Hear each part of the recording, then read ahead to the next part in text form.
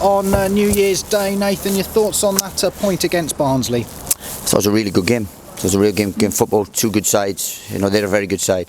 As I've said, I've felt they've been the best we've played this season. Up there, I felt they're the only. Well, I'm not going to say that. I think they're the side that are physical. They press, they work hard, and they can knock you off your stride if you're not at it. And they restricted our passing game today. They really did, because they had that especially early on. They had that energy and so on. And I thought it was a real good game. I thought on balance of play is probably a fair result.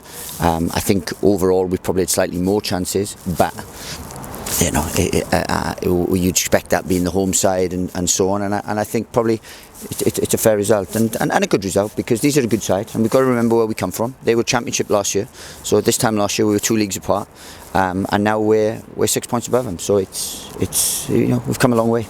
Fair to say, certainly in the first half, they perhaps had the better of the possession. They were working hard and stopped Luton having much time on the ball, didn't they?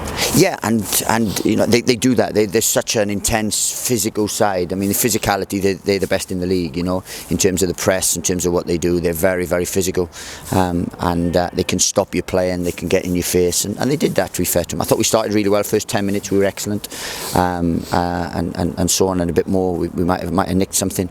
They probably have the best chance really in terms of Coley Woodrow, and then we grew into the half when they sort of tired a little bit. We grew into the half, and then I thought second half we edged it in terms of possession, in terms of the amount of corners we had, and they were having to make big fouls to stop us getting through, and that's what they do, and we knew that. We told the referee that, because what they do is they go, they press you, and they either win the ball or they take everything, and they stop your play. So it's difficult to get any real fluency, but it's a decent point, because they're a very good side with a big budget, who are fancied, one of the favourites.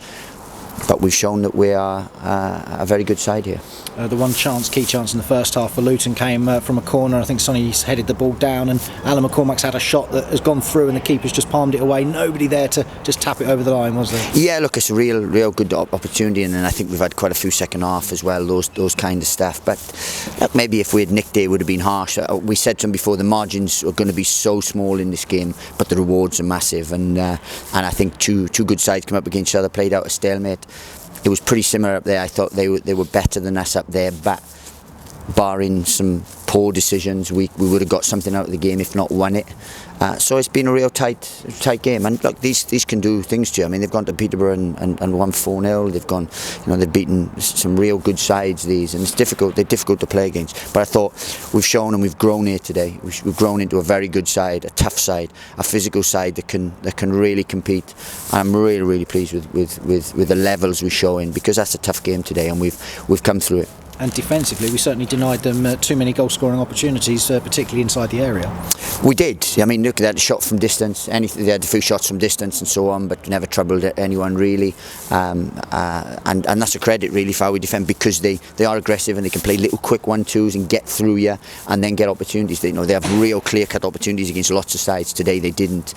Corley's was the one, ours was one first off, and then we've probably shaded the chances in the second half. But look, it's a good point. It's a decent point in terms of that keeps unbeaten run going here, but it's going to be a tough month this, so we've got to make sure that we come out of it and we're right, and if we come out of it where we are now and or not far off, then we're in great shape, and that's going to define us. There are a lot of set pieces, potential attacking opportunities this afternoon. Not too many actually finished with the keeper having to be forced into a save or efforts on target.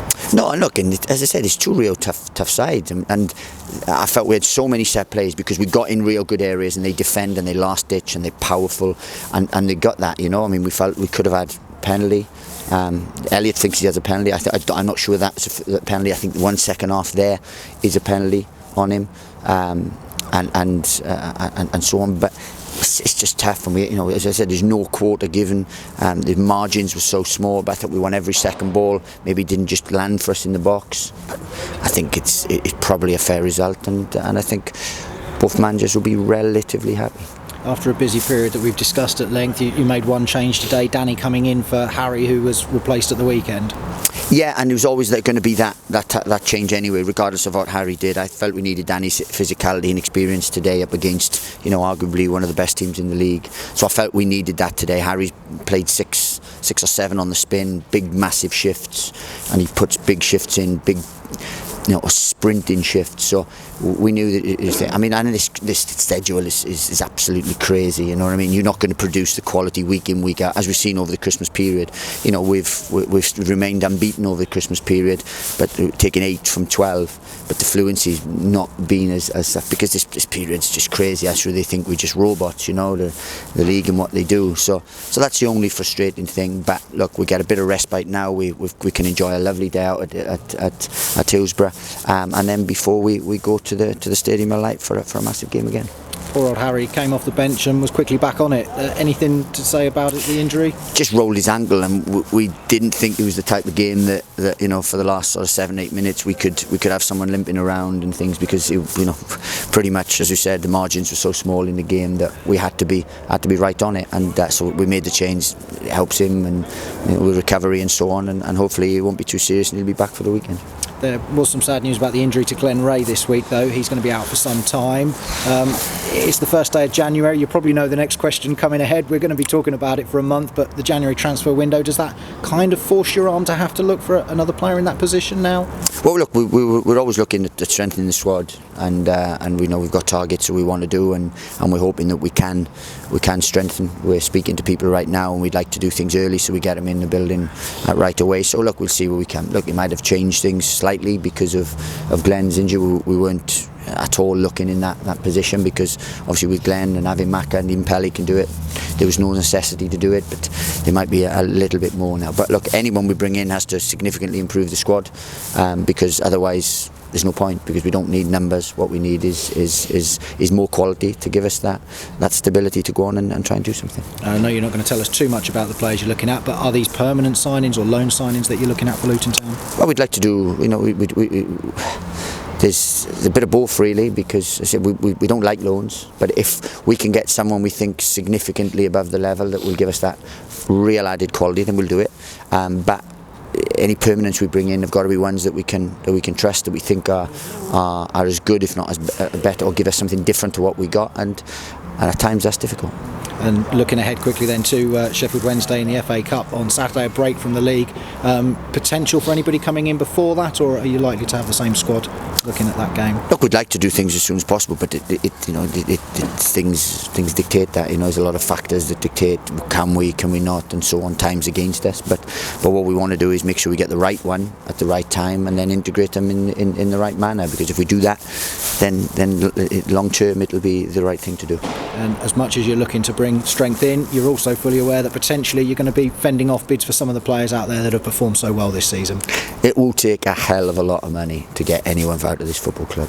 We're in a wonderful place, we have a strong board, we're not a selling club. Yes, you know, we're waiting for a decision on something that will kick us on to the next level, but we have a wonderful group, that want to be here, that keep learning, that believe in something, that strive to do something. So anyone that want to come in, they better have a big fat checkbook.